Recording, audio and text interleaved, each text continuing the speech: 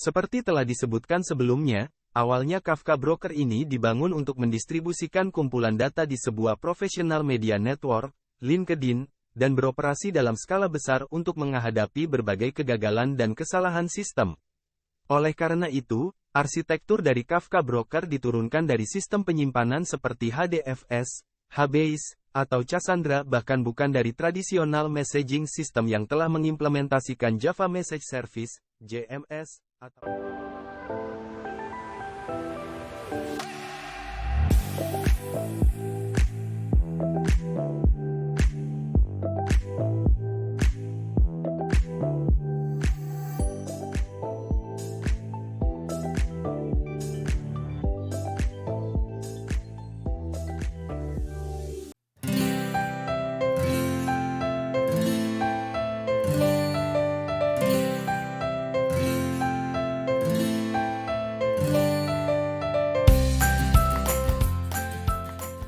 Halo, selamat datang, dan senang bertemu Anda lagi di channel Programmer Legendaris. Seperti biasa, saya Om Ai. Hari ini, kita akan membahas topik yang sangat dinantikan dan menarik. Kita akan melanjutkan diskusi kita tentang arsitektur berbasis event, dengan fokus khusus pada bagian ketiga. Judul video kali ini adalah, Menyelami Kafka dan komponen-komponennya. Selamat menikmati.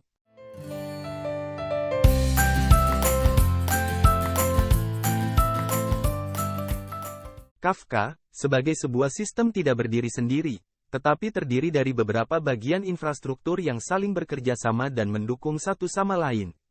Minimal untuk menjalankan Kafka Cluster, harus memiliki bagian-bagian berikut. 1. Kafka Brokers. Broker adalah server yang menjalankan Kafka. Setiap broker bertanggung jawab untuk menyimpan dan mengelola sejumlah partisi topik. 2. Zookeeper. Zookeeper adalah sistem koordinasi terdistribusi, yang digunakan untuk mengelola broker Kafka. Zookeeper bertanggung jawab untuk melacak status broker, topik, partisi, dan konsumen dalam klaster. 3. Producer. Producer adalah aplikasi atau sistem yang menghasilkan atau mengirimkan data ke Kafka. Producer menulis data ke salah satu atau beberapa partisi topik di broker. 4. Consumer. Consumer adalah aplikasi atau sistem yang membaca data dari Kafka. Consumer membaca data dari partisi topik di broker.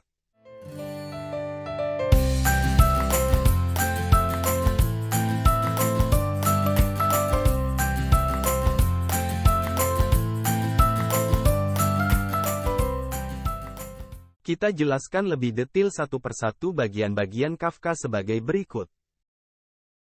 Kafka Broker. Sebuah Kafka cluster terdiri dari satu atau lebih Kafka broker, yang bertanggung jawab untuk mengelola semua proses dari klien. Broker bertanggung jawab untuk menerima input data dari produser, menyimpan data, dan meneruskan data ke consumer. Dalam sebuah Kafka cluster, broker bekerja secara terdistribusi untuk menyeimbangkan beban kerja dan meningkatkan ketersediaan sistem, atau availability. Seperti telah disebutkan sebelumnya, awalnya Kafka Broker ini dibangun untuk mendistribusikan kumpulan data di sebuah professional media network, LinkedIn, dan beroperasi dalam skala besar untuk menghadapi berbagai kegagalan dan kesalahan sistem. Oleh karena itu, arsitektur dari Kafka Broker diturunkan dari sistem penyimpanan seperti HDFS, HBase, atau Cassandra, bahkan bukan dari tradisional messaging system yang telah mengimplementasikan Java Message Service, JMS, atau Advanced Message Queuing Protocol, AMQP. Pada pusat Kafka Broker terdapat log message yang terpartisi dan dapat diproses ulang. Pendekatan yang terstruktur dari lognya sangat sederhana. Kumpulan log message akan ditambahkan secara terurut terus-menerus ke dalam sebuah file dan tidak pernah ada proses update log pesan. Membuat sistem memiliki throughput yang tinggi karena tidak ada proses log pada sistem. Ketika sebuah service akan membaca message dari Kafka Broker, maka service akan memulai dengan mencari posisi terakhir yang telah dibaca dan kemudian memindai secara berurutan sambil secara berkala menulis posisi pindai barunya pada log. Kelemahan atau kekurangan dari cara ini adalah, proses tulis dan baca akan berurutan. Akan tetapi, apabila proses ini digabung dengan pemilihan media penyimpanan yang tepat, penggunaan caching, dan batching proses, maka secara natural akan mengakibatkan proses lebih efisien.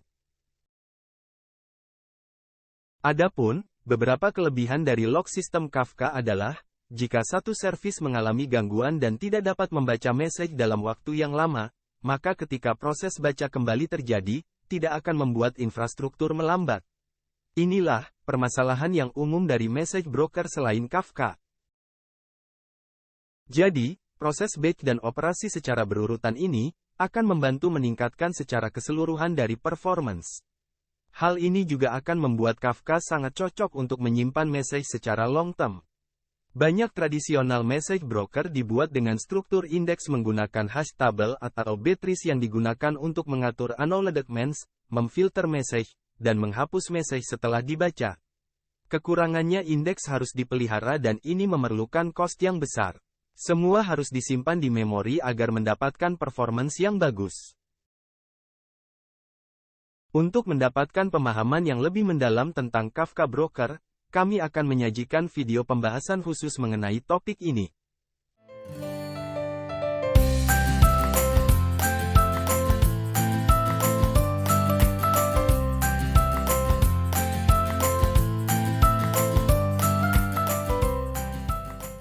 Zookeeper. Apache Zookeeper digunakan oleh Kafka Cluster untuk memelihara informasi, konfigurasi, dan semua kondisi serta status dari cluster, brokers, topik, dan properties Kafka lainnya, secara terpusat.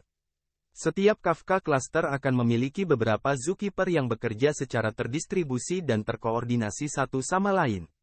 Direkomendasikan untuk memiliki jumlah Zookeeper yang ganjil, seperti 3 atau 5, untuk mencegah terjadinya brain split problem.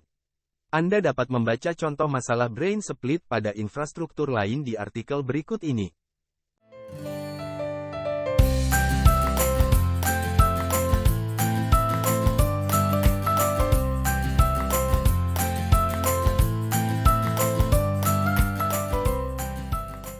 Kafka Topic. Kafka Topic merupakan tempat di mana Kafka Cluster menyimpan semua pesan yang dipublikasikan. Aplikasi atau perangkat lunak yang memproduksi pesan akan menyimpannya pada topik ini, sementara aplikasi konsumer akan membaca atau menerima pesan dari topik ini. Semua pesan akan dicatat pada topik selama kurun waktu tertentu dan dapat dikonfigurasi berapa lama data tersebut akan disimpan. Kafka menyimpan catatan, record, dalam sebuah log, disebut juga sebagai topic partition, dan membuat konsumen bertanggung jawab untuk melacak posisi di dalam log tersebut dengan menggunakan offset. Konsumen biasanya maju ke offset yang lebih tinggi secara linier saat pesan dibaca, namun posisi sebenarnya dikendalikan oleh konsumen itu sendiri dan dapat dikonsumsi dalam urutan apapun yang diinginkan. Hal ini memungkinkan konsumen untuk mengatur ulang offset ke posisi sebelumnya dan memproses ulang catatan jika dibutuhkan. Topik Kafka dibagi menjadi beberapa partisi, yang masing-masing berisi catatan dalam urutan yang tidak dapat diubah. Setiap catatan dalam partisi, ditentukan dan diidentifikasi oleh offset uniknya. Sebuah topik dapat memiliki beberapa partisi log. Hal ini memungkinkan banyak konsumer untuk membaca dari topik tersebut secara paralel. Partisi memungkinkan topik untuk diparalelkan, dengan membagi data menjadi partisi tertentu di beberapa broker. Dalam Kafka, replikasi diterapkan pada tingkat partisi. Unit tambahan dari partisi topik disebut sebagai replika. Setiap partisi umumnya memiliki beberapa replika yang berarti bahwa setiap pesan dalam partisi direplikasi melalui beberapa broker Kafka di dalam cluster. Setiap partisi pada Kafka memiliki satu server yang bertindak sebagai leader dan sisanya sebagai follower. Leader partition menangani semua permintaan baca tulis untuk partisi tertentu dan follower mereplikasi data dari leader. Jika server leader mengalami kegagalan, salah satu server follower akan menjadi leader secara otomatis. Penting untuk menjaga keseimbangan leader partition agar setiap broker menjadi leader dengan jumlah partisi yang seimbang untuk mendistribusikan beban secara merata.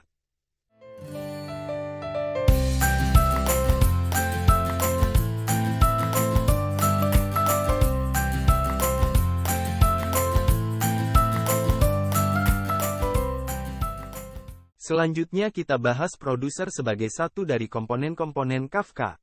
Secara konseptual, produsen Kafka lebih sederhana dibandingkan dengan konsumen karena tidak memerlukan koordinasi kelompok. Sebuah produsen menggunakan partisioner untuk memetakan setiap pesan ke partisi topik, dan mengirimkan permintaan produksi ke pemimpin partisi tersebut. Kafka menjamin bahwa semua pesan dengan kunci yang sama akan dikirimkan ke partisi yang sama. Dengan demikian, biasanya produsen Kafka dianggap sebagai bagian yang lebih sederhana karena tidak memerlukan logika yang kompleks. Tugas utamanya hanya menerbitkan pesan ke topik. Produser Kafka itu bodoh.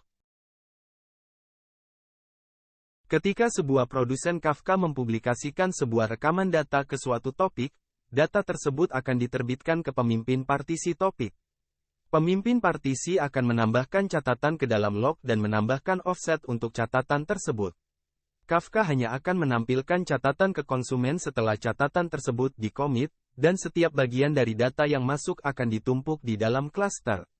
Produser harus mengetahui ke partisi mana data harus ditulis, dan hal ini tidak bergantung pada broker. Produser dapat melampirkan kunci ke data record yang memaksa data record tertentu harus ditulis ke partisi tertentu. Semua data record dengan kunci yang sama, akan tiba di partisi yang sama. Ini digunakan untuk memastikan bahwa urutan proses dapat dijamin, ketika data dikonsumsi oleh konsumen. Memastikan urutan proses data yang masuk secara asinkron sangat penting untuk beberapa kasus penggunaan. Jika kunci disediakan, maka partisi akan menghash kunci tersebut dengan algoritma murmur-hash dan membaginya dengan jumlah partisi. Hasilnya adalah bahwa kunci yang sama selalu ditempatkan pada partisi yang sama. Namun, jika kunci tidak disediakan, perilaku akan tergantung pada versi Kafka yang digunakan. Kesalahan umum saat menerbitkan record data adalah menetapkan kunci yang sama atau kunci 0 untuk semua record. Hal ini mengakibatkan semua record berakhir di partisi yang sama dan membuat topik menjadi tidak seimbang. Sekali lagi ini untuk semua data bukan sekelompok data tertentu.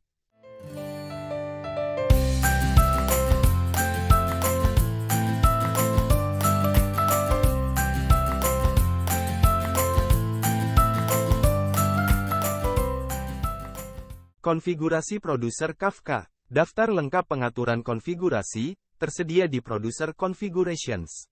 Pengaturan konfigurasi utama dan bagaimana pengaruhnya terhadap perilaku produser dapat dijelaskan sebagai berikut. 1. Konfigurasi utama. Anda diharuskan untuk mengatur Bootstrap, Server's Property, agar produser dapat menemukan klaster Kafka. Meskipun tidak wajib, sebaiknya Anda selalu menetapkan client.id karena hal ini memudahkan Anda dalam menghubungkan permintaan pada broker dengan instance klien yang membuatnya. Pengaturan ini sama untuk klien Java, C atau C++, Python, Go, dan .NET.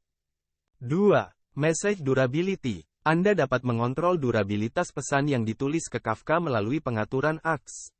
Nilai default dari ACS adalah 1. Yang mengharuskan pemimpin partisi memberikan konfirmasi bahwa penulisan berhasil. Jaminan terkuat yang disediakan oleh Kafka adalah dengan ACS sama dengan all yang menjamin bahwa pemimpin partisi tidak hanya menerima penulisan, tetapi juga berhasil direplikasi ke semua replika yang sinkron. Anda juga dapat menggunakan nilai ACS sama dengan 0 untuk memaksimalkan throughput, tetapi ini akan mengurangi jaminan bahwa pesan berhasil ditulis ke log broker. Hal ini karena broker tidak akan mengirim respons apapun dalam kasus ini. Ini juga berarti bahwa Anda tidak akan dapat menentukan offset pesan.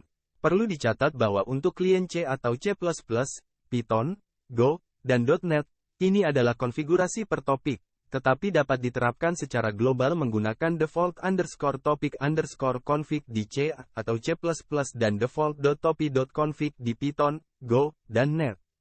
3. Message Ordering. Secara umum, pesan ditulis ke broker dalam urutan yang sama dengan yang diterima oleh klien produsen. Namun, jika Anda mengaktifkan percobaan ulang pesan dengan menyetel retrieve ke nilai yang lebih besar dari 0, yang merupakan nilai default, dengan ini, maka pemesanan ulang pesan dapat terjadi karena percobaan ulang terjadi setelah penulisan pesan berhasil. Untuk mengaktifkan retrieve tanpa penataan, Anda dapat mengatur max.in.flight.request.per.connection sama dengan 1 untuk memastikan bahwa hanya satu permintaan dapat dikirim ke broker pada suatu waktu. Tanpa percobaan ulang diaktifkan, broker akan mempertahankan urutan penulisan yang diterimanya. Tetapi mungkin ada celah kekurangan karena kegagalan pengiriman tiap masing-masing pesan.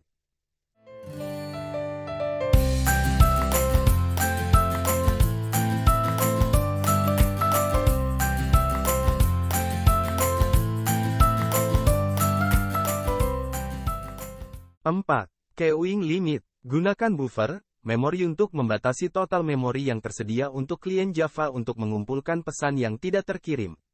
Ketika batas ini tercapai, produser akan memblokir pengiriman tambahan selama max block sebelum menaikkan pengecualian.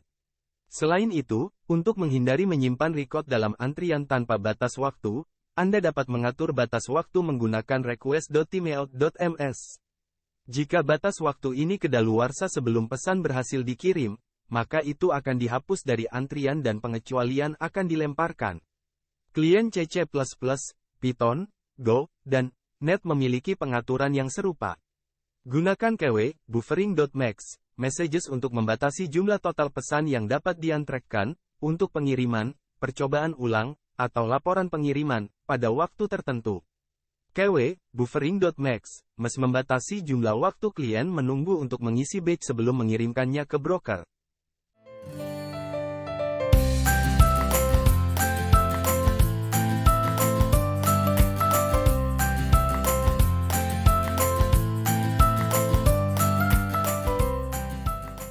Lima, Batching dan Compression. Produsen Kafka berusaha mengumpulkan pesan yang dikirim ke dalam batch untuk meningkatkan throughput. Dengan klien Java, Anda dapat menggunakan batch.size untuk mengontrol ukuran maksimum dalam byte dari setiap kumpulan pesan.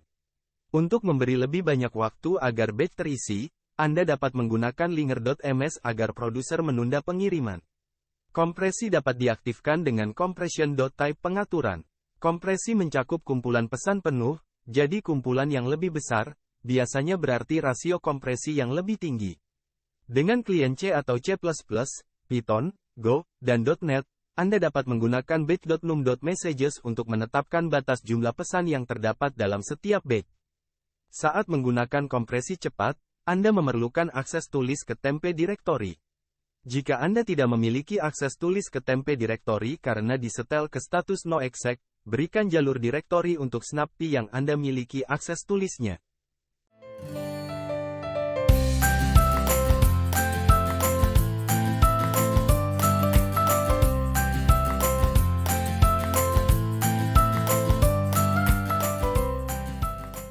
Bagian terakhir dari platform Kafka adalah Kafka Consumer.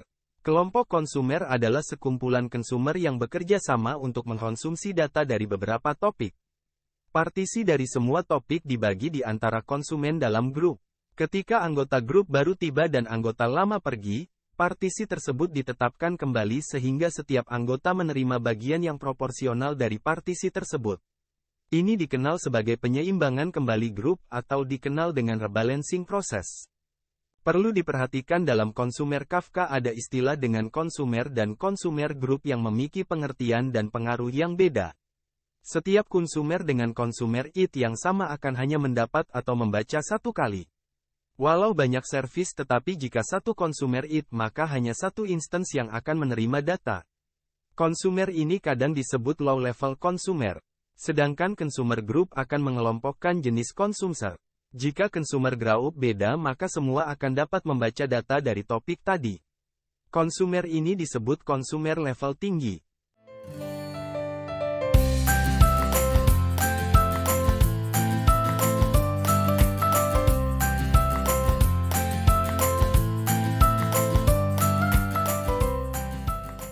Konfigurasi konsumen Kafka. Daftar lengkap pengaturan konfigurasi tersedia di konfigurasi konsumen. Beberapa pengaturan konfigurasi utama dan bagaimana pengaruhnya terhadap perilaku konsumen dijelaskan sebagai berikut. 1. Konfigurasi utama. Satu-satunya pengaturan yang diperlukan adalah Bootstrap, servers, tetapi Anda harus menetapkan sebuah klien.id karena ini memungkinkan Anda untuk dengan mudah menghubungkan permintaan pada broker dengan instance klien yang membuatnya. Biasanya, semua konsumen dalam grup yang sama akan berbagi ide klien yang sama untuk menerapkan kuota klien. 2. Grup konfigurasi. Anda harus selalu mengonfigurasi grup.id, kecuali Anda menggunakan API penugasan sederhana dan Anda tidak perlu menyimpan offset di Kafka. 3. Session Timeout. Anda dapat mengontrol batas waktu sesi dengan mengganti nilai session.timeout.ms. Standarnya adalah 10 detik di klien C atau C++ dan Java, tetapi Anda dapat menambah waktu untuk menghindari penyeimbangan ulang yang berlebihan, misalnya karena konektivitas jaringan yang buruk atau jeda GC yang lama. Kelemahan utama menggunakan waktu tunggu sesi yang lebih besar adalah bahwa koordinator akan membutuhkan waktu lebih lama untuk mendeteksi saat instans konsumen mogok, yang berarti juga akan memakan waktu lebih lama bagi konsumen lain dalam grup untuk mengambil alih partisinya. Untuk shutdown normal, bagaimanapun, konsumen mengirimkan permintaan eksplisit kepada koordinator untuk meninggalkan grup yang memicu penyeimbangan kembali segera terjadi. 4. Waktu rebalance. Setting lain yang mempengaruhi perilaku rebalance adalah heartbeat.interval.ms. Ini mengontrol seberapa sering konsumen akan mengirim detak jantung ke koordinator. Ini juga merupakan cara konsumen mendeteksi ketika penyeimbangan kembali diperlukan, sehingga interval detak jantung yang lebih rendah umumnya berarti penyeimbangan kembali yang lebih cepat. Pengaturan default adalah 3 detik. Untuk kelompok yang lebih besar, mungkin bijaksana untuk meningkatkan pengaturan ini. Properti lain yang dapat mempengaruhi rebalancing berlebihan adalah max.poll.interval.ms.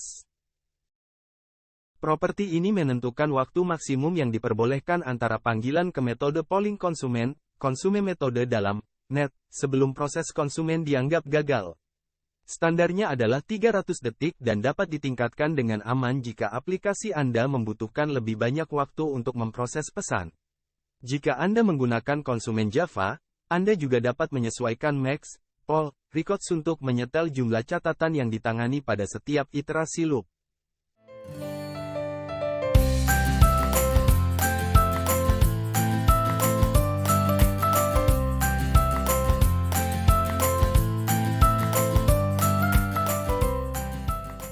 Baiklah, teman-teman, itu tadi penjelasan mendalam kita tentang dunia Kafka dan komponen-komponennya yang menarik.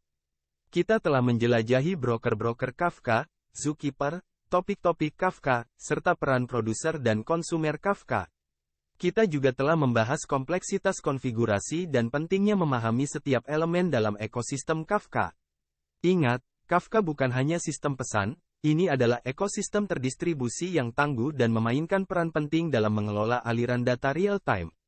Dari mengelola broker hingga memahami nuansa produser dan konsumer, Kafka menawarkan solusi komprehensif untuk kebutuhan pemrosesan data Anda. Saya harap sesi ini telah menerangi Anda tentang cara kerja Kafka yang rumit. Baik Anda seorang pengembang berpengalaman atau baru memulai, memahami komponen-komponen ini sangat penting untuk memanfaatkan potensi penuh Kafka dalam proyek Anda. Dan hey, jika Anda merasa video ini bermanfaat, berikan jempol ke atas dan berlangganan ke Legend Programmer untuk lebih banyak wawasan teknologi dan pembahasan mendalam. Dukungan Anda sangat berarti bagi kami dan membantu kami membawa lebih banyak konten seperti ini untuk Anda. Sekian, terima kasih, dan sampai berjumpa kembali.